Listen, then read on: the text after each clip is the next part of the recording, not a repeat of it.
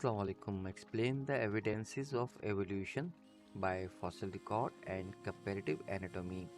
Fossil record और comparative anatomy कैसे evolution के एविडेंसेस प्रोवाइड कर सकते हैं, ये एक्सप्लेन कर दें। एवोल्यूशनरी थ्योरी जो है, जो चार्ल्स डार्विन ने पेश की थी, उसके ज़रिए हमें ये अंडरस्टैंडिंग मिल गई कि नेचुरल वर्ल्ड जो है वो कैसे रिवॉल्यूशनाइज्ड हुई, यानी कैसे वो उसमें एवोल्यूशन आया। At its core lies the idea that all living things have descended from a common ancestor through a gradual process of change over time. उसकी थ्योरी का जो बुनियाद है, उसकी थ्योरी के अंदर जो बेसिक बात है वो ये है कि तमाम लिविंग थिंग्स जो हैं वो एक कॉमन एंसेस्टर से डिसेंड हुई हैं, बनी हैं। यानी एक ऑर्गेनिज्म था, उसी से सारे मुख्तलिफ ऑर्गेनिज्म वजूद में आए हैं। और ये एक ग्रेजुअल प्रोसेस है, ये एक स्लो प्रोसेस है जो आहिस्ता आहिस्ता वक्त के साथ साथ होता रहा। इसको हम एवोल्यूशन कहते हैं।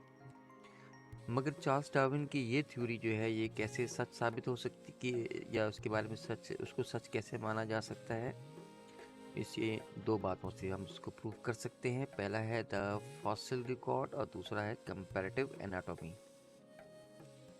फॉसिल रिकॉर्ड क्या होते हैं? फॉसिल्स वो चीज़ें होती हैं जो हिस्टोरिक क्रीचर्स जो होते हैं वो प्रिजर्व हो जाते हैं मुख्तलिफ रॉक्स में या किसी और केमिकल्स में, और उनके इम्प्रिंट्स हमें दिखाई देते हैं। जब हम खुदाई करते हैं ज़मीन के अंदर तो हमें वो मिलते हैं।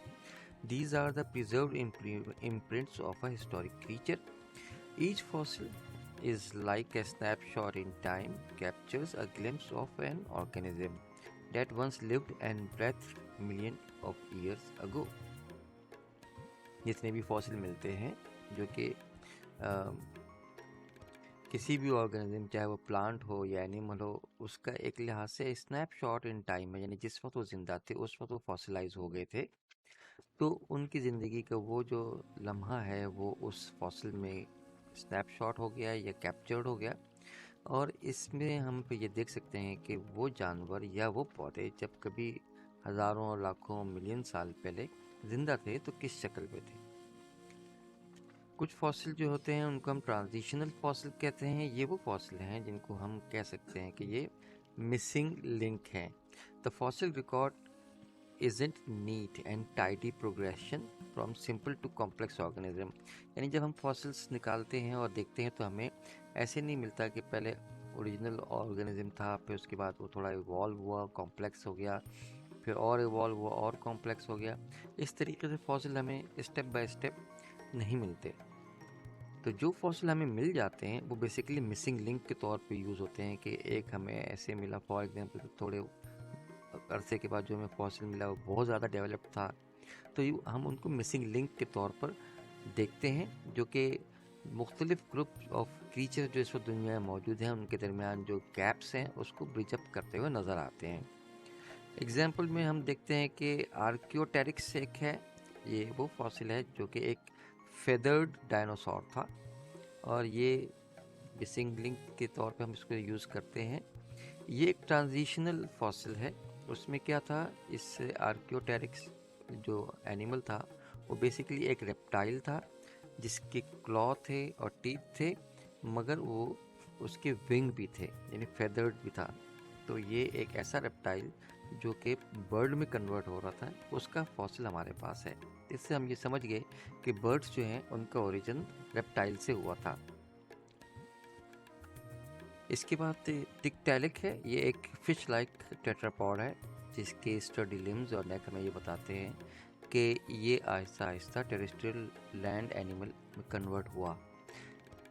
ये शोकेस करते हैं early stages of the transition from water to land invertebrates. फिर एक्सटिंक्ट एंसेस्टर्स आते हैं। ये वो तमाम एंसेस्टर्स हैं जो कि दुनिया में मौजूद थे कभी, इनके फॉसिल हमें बताते हैं, मगर फिर अब इस वक्त मौजूद ऑर्गेनिजम्स जितने भी दुनिया में हैं उनके साथ उनका कोई कनेक्शन नहीं है, यानी ये दुनिया में आए भी और एक्सटिंक्ट भी हो गए। Fossils reveal a multitude of creatures that no longer roam the earth, representing evolutionary lineage that have come and gone. यानी ये पैदा भी हुए थे और फिर ख़त्म भी हो गए। अब हम पढ़ेंगे कंपैरेटिव एनाटॉमी। कंपैरेटिव एनाटॉमी का भी एवोल्यूशन से काफ़ी गहरा ताल्लुक है। इससे भी हम ये साबित कर सकते हैं कि एवोल्यूशन हुई है और कॉमन एंसेस्टर एग्जिस्ट करता था। Living living organisms hold clues to their evolutionary past. जो इस वक्त दुनिया में मौजूद ऑर्गेनिजम्स हैं उनके अंदर हमें क्लूज नज़र आते हैं कि उनका पास्ट जो है एवोल्यूशन के ज़रिए बना है या एवोल्यूशन से उनका पास्ट कनेक्टेड है। By comparing the anatomy of different species, we can uncover hidden patterns and relationship about their shared ancestry. जो एनाटॉमी का मजमून है वो हमें बताता है कि मुख्तलिफ जानवरों को जब हम पढ़ते हैं, मुख्तलिफ स्पीशीज़ को हम देखते हैं तो हमें मालूम होता है कि उनके अंदर हिडन पैटर्न है और रिलेशनशिप है एक दूसरे के साथ, और वो ये बताता है कि इनकी एंसेस्ट्री यानी एंसेस्टर एक था।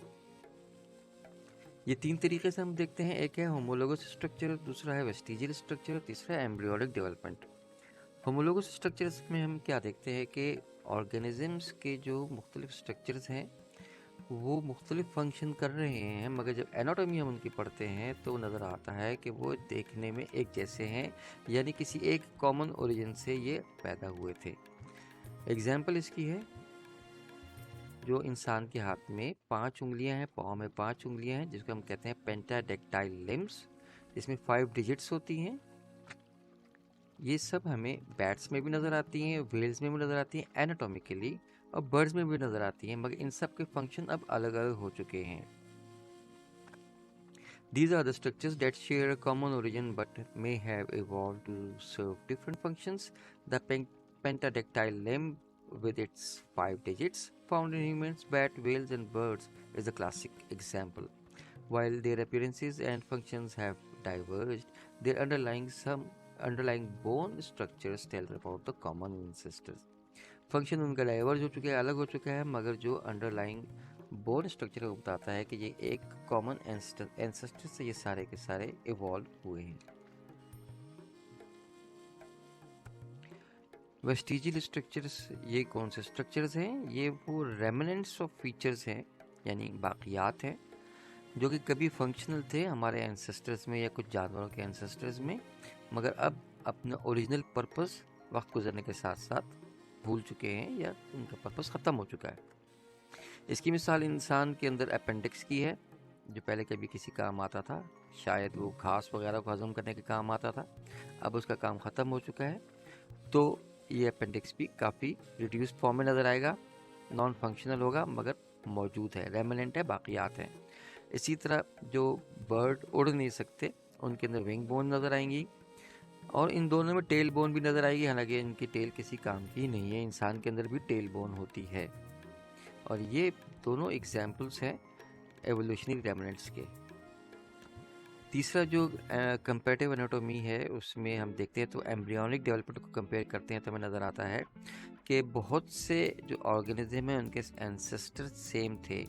The very way organism develop reveal their evolutionary correction, यानी जब वो एम्ब्रियोनिक स्टेज से हम देखते हैं मुख्तलिफ किस्म के जानवरों को, तो हमें पता चलता है कि उनका एवोल्यूशनरी कनेक्शन सेम था।